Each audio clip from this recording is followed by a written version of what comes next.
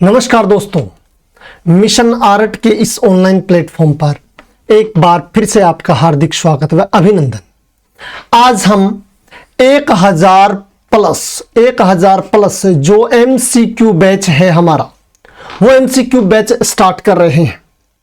ये किन परीक्षाओं के लिए एक बार फिर बता देता हूं मैं। ये KVS, NVS और जो यूपी में TGT और PGT है, उन तीनों भर्ती या तीनों परीक्षाओं से संबंधित ये अपना जो बैच है ये स्टार्ट किया गया है। तो देखते हैं प्रश्न नंबर 1। अभिकथन रंगों के द्वारा संगीत समरूप वस्तु निरपेक्ष सौंदर्य सर्जन संभव है। अभिकथन में कहता है कि रंगों के द्वारा संगीत समरूप यानी रंगों के द्वारा संगीत के समान वस्तु निरपेक्ष सौंदर्य सर्जन है या वस्तु निरपेक्ष सौंदर्य का सर्जन या निर्माण करना संभव है। बिल्कुल। क्यों? ये कहता है कि वस्तु के बिना यानी संगीत का भी सौंदर्य या चित्रण करना संभव है। जैसे कि राजस्थानी शैली में हमने देखा है कि राजस्थानी शैली में जो रागमाला का चित्रण हुआ है, राजस्थानी शैली में किसका चित्रण हुआ है? रागमाला चित्रण हुआ है। और रागमाला चित्रण एक प्रकार का किस प्रकार का चित्रण है? संगीत सम्मान चित्रण है। तर्क है क्योंकि विशुद्ध सौंदर्य सर्जन के लिए वस्तु सादृश्य होना आवश्यक नहीं है। यानी सौंदर्य सर्जन के लिए किसी वस्तु का होना जरूरी नहीं है। ये एकदम से बात सही है। ऊपर वाली बात भी सही है कि रंगों के द्वारा संगीत समरूप वस्तु निरपेक्ष सौंदर्य संभव है। और इसके अलावा साथ साथ ये कहता है क्योंकि विशुद्ध सौंदर्य सर्जन के लिए वस्तु सादृश्य होना आवश्यक नहीं है। ये बात भी सही, क्योंकि चित्रण के लिए किसी वस्तु का होना जरूरी नहीं, संगीत का भी चित्रण किया जाता है। उदाहरण के लिए मैंने आपको बता दिया राजस्थानी शैली का रागमाला चित्रण। तो कथन ए यानी ए और आर दोनों क्या है? सही है। तो ऑप्शन नंबर ए इसका क्या हो जाएगा? सही आंसर हो जाएगा। प्रश्न नंबर 2। निम्नलिखित में से कौन सी कला त्रिआयामी कला है? त्रिआयामी कला कौन सी है जिसमें 3 आयाम, त्रिआयाम यानी जिसमें 3 आयाम हो? कौन कौन से? लंबाई, चौड़ाई इंटू ऊंचाई या गहराई, जिसमें 3 आयाम हो। और इनमें तीनों आयाम किसमें है? इसमें तीनों आयाम है मूर्तिकला में।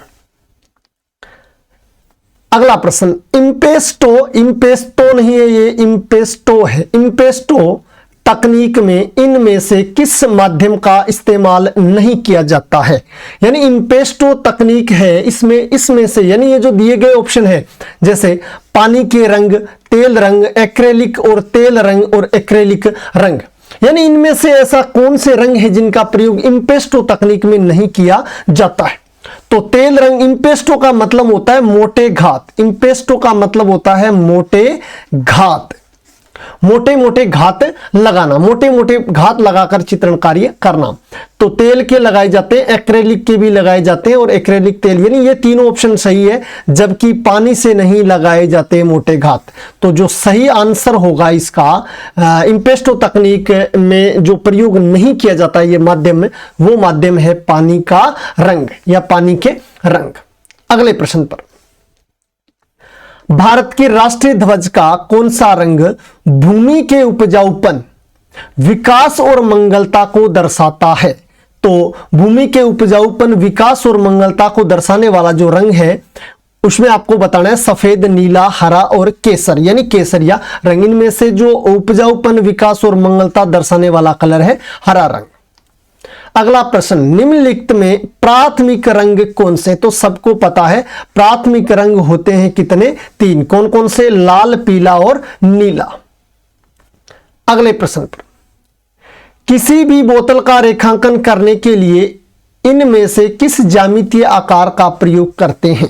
जब बोतल का आकार हमें बनाना है तो बोतल कुछ इस प्रकार से होती है, बोतल का आकार इस प्रकार से होता है। तो इनमें से हमें क्या करना है? कौन सी ज्यामितीय आकृति को लेंगे? त्रिभुज कैसा होता है? सबको पता है त्रिभुज ऐसा होता है, यानी जिसकी 3 भुजाएं। बेलनाकार, बेलन की जो आकृति है, जो शेप है, वो किसके होती है? बोतल के समान होती है। फिर वर्त और वर्गीय नहीं। तो देखो, अगर बोतल की आकृति बनानी है तो हमें कौन सी? बेलनाकार आकृति लेना होगा। निम्नलिखित में से किसका रूपप्रद कला से संबंध नहीं है? रूपप्रद जिसमें क्या नहीं हो? रूप नहीं हो। रेखा, स्वर, वर्ण, अंतराल, इसमें रूप किसका नहीं है? रेखा से रूप आता है, वर्ण से भी आता है और अंतराल से भी आता है, जबकि स्वर में क्या नहीं होता? रूप नहीं होता। निम्नलिखित में से स्केच में क्या दिखाई देता है? स्केच का मतलब हमें जल्दी जल्दी क्या करना? रेखाओं के द्वारा चित्र बनाना। तो स्केच में क्या होता है? स्केच में होता है रेखीय गुण। अंतराल को कहते हैं, अंतराल का मतलब इंग्लिश में कहते हैं इसे स्पेस, इंग्लिश में कहते हैं स्पेस। स्पेस बोलो, अंतराल बोलो, इसको क्या कहते हैं? यानी अंतराल को क्या कहते हैं? तो अंतराल को स्पेस यानी कार्य क्षेत्र, या यूं कहें तो इसे क्या कहते हैं? इसे शून्य भी कहते हैं। तो कोई भी ऑप्शन आ सकता है। अंतराल को कहते हैं क्षेत्र, शून्य, स्पेस। अगला प्रश्न, एक घन के सामने से अवलोकन करने पर उसके कितने आयाम दिखाई देते हैं? एक घन के या एक घन को सामने से अवलोकन करने पर उनके कितने आयाम यानी कितने भाग हमें दिखाई देते हैं? यदि घन का एक किनारा या एक कोर आपके ठीक सामने बीचों बीच हो और यह आपके दृष्टि स्तर से क्या हो? नीचे रखा हुआ हो, तो एक जो घन होता है, घन में कुल कितने आयाम होते हैं? घन में तो टोटल 6 आयाम होते हैं, जबकि अधिकतम व्यक्ति इस घन के 3 आयाम को ही देख सकता है, इसलिए इसका जो सही आंसर होगा वो होगा 3।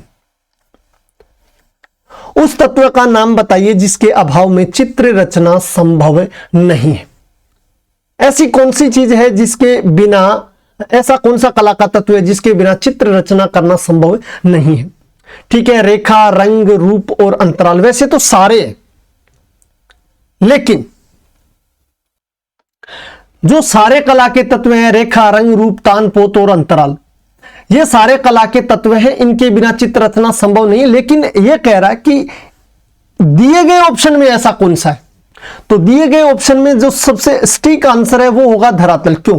कि अगर हमारे धरातल का मतलब है हमारी सीट, अगर हमारे पास सीट नहीं है तो हम रेखा किस पे खींचेंगे, किस पे रंग लगाएंगे और किस चीज का रूप आएगा? तो इन दिए गए ऑप्शनों में उस तत्व का नाम बताइए जिसके अभाव में चित्र रचना क्या नहीं है? संभव नहीं है। तो वो होगा धरातल। चित्रण के धरातल में कितने आयाम होते हैं? चित्रण यानी हमें चित्र बनाना है तो हमको जो सीट मिलती है उस सीट के कितने आयाम होते हैं? तो उसके होते हैं 2 आयाम। 2 आयाम यानी चित्रकला में कितने 2 आयाम होते हैं? कौन कौन से? लंबाई और चौड़ाई। यानी कुछ सीट हमें इस प्रकार से मिलती है, उसमें मोटाई नहीं होती है। अगला प्रश्न, किसी भी वस्तु अथवा आकृति का माप स्वतंत्र रूप में कहलाता है। किसी वस्तु अथवा आकृति का जो माप है वो स्वतंत्र रूप में क्या कहलाता है? प्रमाण, अनुपात, आकार, तीनों में से कोई नहीं। तो वस्तु का जो माप है वो हमेशा क्या होता है? प्रमाण होता है। समान अथवा सामंजस्यपूर्ण अवयवों की पुनरावृत्ति, समान अवयवों की पुनरावृत्ति हो या सामंजस्य, समान अथवा सामंजस्यपूर्ण जो मिलते जुलते अवयव है उनकी पुनरावृत्ति से उत्पन्न निरंतरता को क्या कहते हैं? अगर किसी समान तत्वों या अवयवों की पुनरावृत्ति हो तो वो किसके साथ होती है? हमेशा लय के साथ होती है। पोत है एक, पोत क्या है? पोत धरातलीय गुण है, रेखीय जो रंगीय घनत्व है, या रेखीय गुण है, या तलीय अंतराल है। तो पोत क्या है? पोत एक धरातलीय गुण है। एक आकृति के किनारों को कहा जाता है, एक आकृति जो भी आपने जैसे मान लो ये आकृति बनाई तो इसका जो किनारे हैं इन किनारों को क्या कहा जाता है? इसके जो बाह्य है, ये बाहर की साइड जो रेखाएं खींची गई उनको क्या कहा जाता है? किनारा।